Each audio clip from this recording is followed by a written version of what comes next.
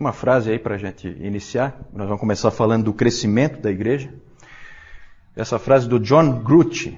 Estes cristãos primitivos eram uma pequena minoria, frequentemente situada na periferia da vida pública, mas eles não consideravam a sua missão como um assunto privado. Era algo que tinha a ver com a transformação do mundo. E de fato eles transformaram o mundo. Onde que a gente vai começar? A gente vai começar onde o Novo Testamento termina. Certo? Nós vamos começar bem no estilo Terceiro Testamento. Então, terminou o Novo Testamento, nós não vamos falar do Novo Testamento, nós vamos direto para o que aconteceu depois. Os sucessores dos apóstolos vão assumir a igreja. E aí a coisa começa. E aí a igreja começa a crescer. Já começou a crescer com Paulo, evidentemente, mas ela continua crescendo. E é disso que nós vamos falar agora. Pode passar. O crescimento da igreja em duas frentes. Primeiro com o judaísmo, isso ainda a gente vê no Novo Testamento, uma série de apóstolos indo para os judeus, e um apóstolo especificamente, que é quem? Paulo vai para os gentios, certo? E começa a alcançar os gentios. Então essa expansão é em duas frentes. Socialmente, o cristianismo começa atingindo principalmente os mais pobres, os mais humildes, as camadas mais inferiores da sociedade, mas sempre desde o início nós tivemos também pessoas com uma posição mais alta na sociedade. Isso sempre aconteceu e foi aumentando. Começou lá pelo ano 60, começou a entrar mais gente em postos mais elevados dentro do Império Romano. Começaram a se tornar cristãos também. Mas a gente sabe que sempre houve também pessoas mais ricas e mais bem posicionadas na sociedade desde o início. Tanto que o Clemente de Alexandria, ele fez uma pregação em que ele falava: que tipo de pessoa rica pode ser salva? Então essa também era isso a gente tem, né, os escritos dos pais mostrando isso. Geograficamente, quero mostrar geograficamente. Pode passar, isso que eu quero mostrar no mapa. Esse mapa está ruim de ver aí, que só vendo. Mas aqui em vermelho nós temos as áreas atingidas pelo cristianismo no primeiro século. Ainda no primeiro século. Onde o cristianismo já tinha se espalhado no primeiro século. São as áreas em vermelho. Aqui fica Israel, né? Aí nós temos aqui a Ásia Menor.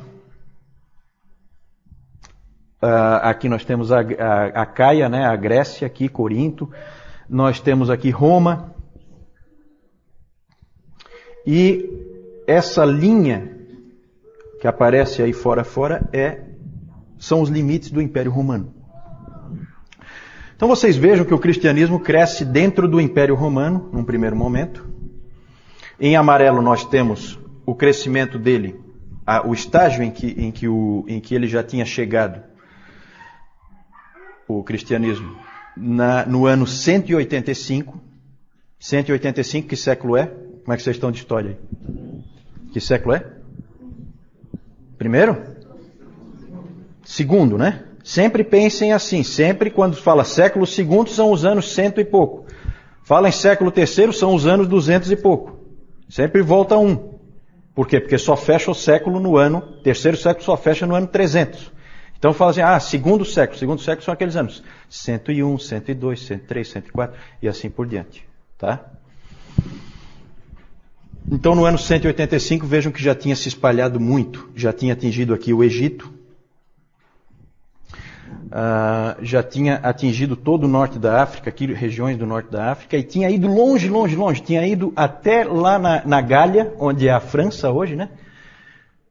Tinha chegado lá em cima, onde hoje é a Alemanha, da cidade de Colônia, já tinha chegado o Evangelho, e também lá na Espanha.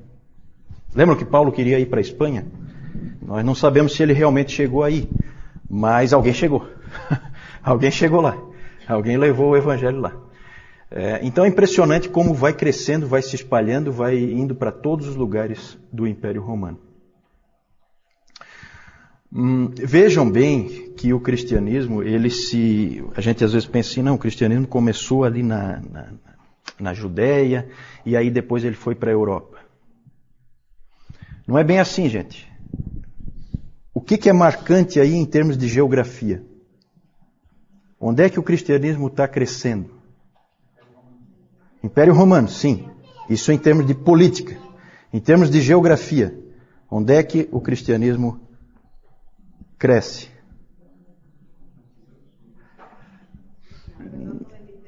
Exatamente, dona Carlota. É isso aí mesmo. Mar Mediterrâneo. Essa é a chave. Certo? Por quê? Porque está cheio de cristãos aqui na África. Um monte de coisas que a gente vai ver, um monte de pais da igreja são africanos. Aí alguém fala assim, mas Agostinho é africano. Né? Aí você fica pensando, né? Africano, uma pessoa de cor negra, são países pobres. Né? A gente fica pensando com a cabeça de hoje. Completamente errado. Isso aqui é Mar Mediterrâneo, gente. Isso aqui é lugar nobre. Aqui, é Alexandria. O centro cultural do Império Romano. A grande cidade onde todos os intelectuais estavam, né? Vamos só trocar rapidinho aqui para próximo slide, Cis, por favor. Isso aqui é hoje, só para a gente ter uma ideia, né?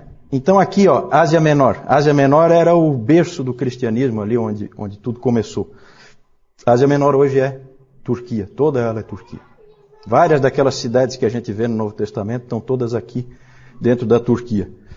Interessante aqui, que eu também queria chamar a atenção, já que a gente falou do Mar Mediterrâneo, que a dona Carlota citou lá para nós muito bem, é que Israel olha para o Mar Mediterrâneo, né? Isso é bem nítido. Israel, ele fica de frente para o Mediterrâneo. Parece que a coisa já na mente de Deus já estava toda planejada. Né? Joga aqui no Mediterrâneo. E dali espalha, né?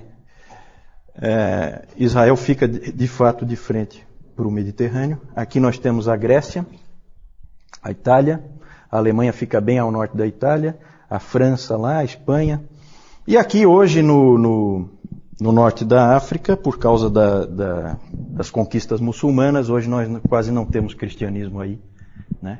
Mas em outros tempos foi um lugar importantíssimo para o cristianismo, o norte da África. Isso aí só para mostrar para vocês, para a gente ter uma ideia de como é hoje, como era naquele tempo e como começou a expandir. A chave realmente é, como o Valdir disse, o Império Romano e o Mar Mediterrâneo, que o Império Romano se constitui muito em cima do Mar Mediterrâneo. A cidade de Alexandria, que eu falei antes, Alexandria, ela fica bem ali naquele delta do Nilo, na saída do Nilo ali. A cidade de Alexandria, ela é famosa pelo quê? O que tinha na antiguidade na cidade de Alexandria? Farol de Alexandria, uma das maravilhas do mundo antigo, né? E que mais? Biblioteca de Alexandria, a grande biblioteca de Alexandria. Todos os livros do mundo estavam na biblioteca de Alexandria. Cidade fundada pelo Alexandre o Grande, imperador do Império Grego. Certo? Então essa é uma cidade bem importante. O que aconteceu com a biblioteca de Alexandria, hein?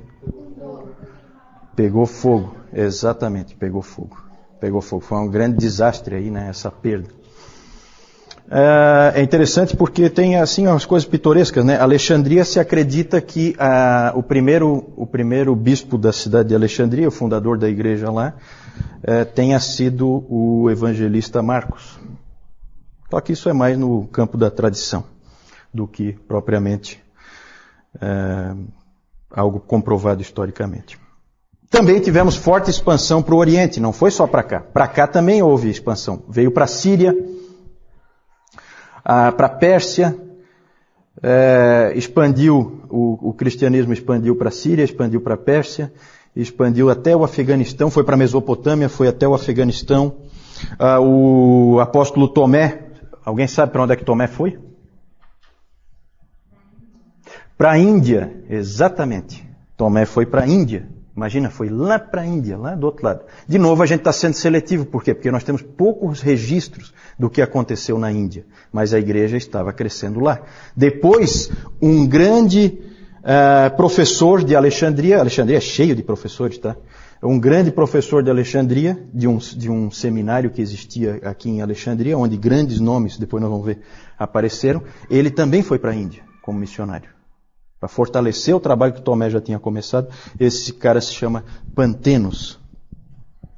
Foi professor do Clemente de Alexandria. Vamos lá, pode seguir. Por que a igreja cresceu? Em primeiro lugar, pelo poder do Evangelho. E há gente que diz que não existem pessoas que tentam desviar as coisas e querem dizer que não, que o cristianismo cresceu porque havia um vácuo, uma falta de uma religião no Império Romano. E o cristianismo veio preencher esse vácuo. Nada mais longe da verdade. O Império Romano era cheio de religiões. Cheio de todo tipo que você puder imaginar. Tinha as religiões pagãs tradicionais, que vocês conhecem, com aqueles deuses todos, greco-romanos, né, vieram da Grécia, mas foram trazidos para os romanos. E Zeus, todos aqueles deuses lá, Diana. Tinha as religiões então pagãs tradicionais, tinha as religiões pagãs de mistério, como o culto de Mitra, que veio da Pérsia, vinha de outros países, né? O culto de Ísis, que veio do Egito, e o culto de Cibele, que veio da Ásia Menor. Só exemplos, né? As filosofias, muitas filosofias nessa época também, o epicurismo, o estoicismo, que até aparece no próprio livro de Atos, muita mistura de religiões, muito sincretismo, e principalmente uma coisa que vai ser importantíssima na história da igreja, a adoração ao imperador, certo? O culto ao imperador, ele começou depois da morte de Júlio César. Júlio César morreu em 44 a.C. e ele passou a ser adorado. E aí Augusto, né? E eu vou começar aqui a pegar os nomes do mal, né? Eu vou começar a ver os nomes de vocês. Quem tem nome bíblico está mais ou menos escapou, né? Mas é que eu tenho um nome que eu vou me complicar muito aí na história da igreja. Então eu quero ver se trago alguém comigo pro lado sombrio da força. Então o Augusto está aí, o Augusto? Augusto já veio pro meu time. Esse aí é mau. O imperador Augusto foi adorado em vida. É de uma humildade, né, esse rapaz, né? Ele queria ser adorado em vida. Não, com certeza não. Com certeza não. Eu tenho que trazer alguém pro meu time, tá? O Augusto é um reforço bom. Depois nós vamos conversar. Quem tem nome bíblico já escapou, mas quem tem nome aí meio duvidoso, nós vamos encontrar aqui na história da igreja, tá? Porque esses nomes não vêm do nada, não. A gente tem muito aquela mania de ver o que significa o nome, né? Isso aí é secundário. O mais importante é saber por que o nome existe. Ele existe por causa de algum personagem histórico. O culto ao imperador era bem simples. Na verdade, você tinha que só reclinar a cabeça ou queimar um pouquinho de incenso. Isso aí salvava a tua vida. Salvava a tua vida. Só que a gente sabe que, depois nós vamos ver, as pessoas preferiam morrer. Naquela época podia-se crer em qualquer religião. Não tinha problema nenhum. Alguém, inclusive, disse que nessa época todas as religiões eram consideradas pelo povo como igualmente verdadeiras, pelos filósofos como igualmente falsas e pelas autoridades como igualmente úteis. Certo? Parece com hoje em dia, né? É mais ou menos a mesma coisa, né? Nada de novo debaixo do sol. Só que o cristianismo gerou um problema. Acho que pode passar aí. Ele gerou um problema por causa do seu exclusivismo. Os cristãos começaram a ser perseguidos não por serem cristãos, mas por serem cristãos apenas. Certo? Esse era o problema. O problema é você ser só cristão. Isso é inadmissível. Você pode ter toda a religião que for, não tem problema nenhum. O Império Romano aceita, não tem crise. Os judeus também tinham essa característica, só que os judeus eram isentos de adoração ao imperador, por motivos que eu não vou entrar agora, mas que tem a ver basicamente pelo fato de ser um Estado organizado e Roma tinha uma preocupação em manter o que ela chamava de paz romana. E os cristãos não ganharam essa isenção. Ficaram numa situação difícil. Vamos lá. Testemunho dos cristãos. O crescimento da igreja foi em cima do testemunho dos cristãos. Podem ter certeza disso. Por palavras, né? Cada cristão era um missionário. Cada um deles. Alguém disse que eles eram assim um coração cheio de amor incendiando um outro coração. Era assim que eles funcionavam, era assim que eles viviam. Os mercadores levavam o evangelho de cidade em cidade, de feira em feira. Os soldados levavam o evangelho de posto em posto. E assim a coisa ia migrando. Eles então testemunhavam por palavras, eles testemunhavam pelos seus atos, porque eram pessoas extremamente boas, que faziam o bem e impressionavam as pessoas por isso, porque isso não era comum naquele tempo, não era tempo do politicamente correto, nada disso. Cada um por si, Deus por todos. E eles eram diferentes. Eles cuidavam dos pobres, eles cuidavam dos doentes, eles cuidavam dos encarcerados, eles cuidavam dos órfãos, eles cuidavam das viúvas, eles ajuntavam as crianças que tinham sido jogadas na sarjeta, eles faziam todas essas coisas e eles impressionavam aos outros por isso. E eles se amavam a ponto de dar a vida uns pelos outros. Um dava a vida, o outro ia junto com ele. Então isso tudo impressionava, isso tudo afetava. E principalmente eles testemunharam também pela morte. Tertuliano disse aquela famosa frase bem conhecida, que o sangue dos mártires é a semente da igreja. Podemos passar para o próximo aí. Eu acho que agora nós temos algumas figurinhas aí. O João vai só apresentar para vocês. Já que eu tenho o risco de ser preso, então vou ser preso por algum motivo. Aqui nós vemos aqui, são as estradas que eram construídas lá na antiguidade pelos escravos. A Roma, como ela dominava toda aquela região ali, então ela botava os escravos para fazerem aqui as estradas, tá? Aqui tem essa ponte aqui, nós não sabemos direito onde é, mas a gente vê aqui como já era evoluído o sistema romano ali de construções. Próximo. Aqui nós vemos também a principal entrada naquela época de acesso a Roma, que é a Via Ápia. Nós vemos aqui todas essas entradas aqui, como ela já era bem formada e como ela era bonita também ali, tipo uma alameda. Não se compara a nossa agora, mas a estrutura dela era muito boa. E aqui nós temos os templos ali na cidade de Éfeso. Aqui o templo já de Diana. Aqui nós temos a foto, uma estátua de Diana. Aqui podem ser vistos, talvez aí não dê de ver que está meio embaralhado, mas aqui são vários seios que tem aqui. Dá para ver como ela tinha um domínio muito grande.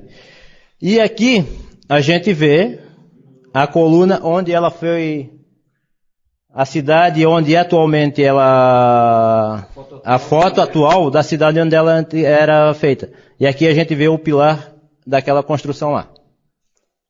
Próximo. Aqui nós vemos também, como o Juliano falou ali, o culto a Mitra.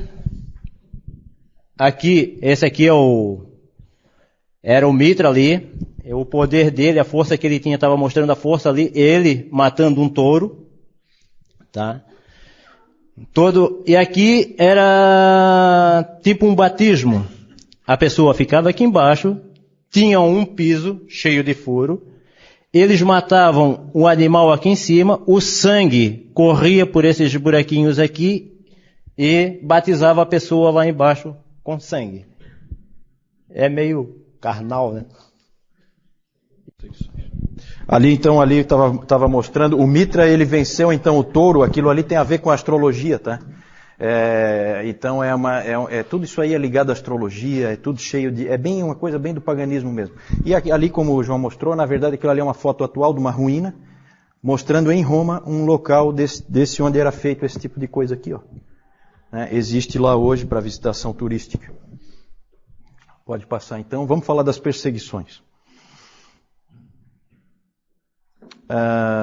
Ali o João mostrou as estradas romanas, né? Eu esqueci de falar de como favorecia a expansão, né? Do crescimento da igreja, o momento em que o cristianismo apareceu, o momento em que Jesus Cristo veio, como o Império Romano favoreceu essa expansão. Então você tinha essas estradas, você tinha toda uma estrutura, você tinha o estabelecimento da paz romana, que te dava trânsito livre pelo mar Mediterrâneo, te dava trânsito livre por vários países diferentes que eram conquistados pelos romanos. Isso tudo ajudou muito a expansão da igreja. Como a gente vê no próprio livro de Atos, né? Ali o João mostrou também o templo de Diana, né? Aparece toda essa questão de Diana dos Efésios, aparece em Atos. Todo o problema das estatuetas. Nós temos uma estatueta ali, aquela ali que ele mostrou, é uma estatueta daquelas que houve toda aquela confusão que o Paulo acabou sendo preso por causa do medo dos fabricantes de estátuas em perder o seu negócio, né?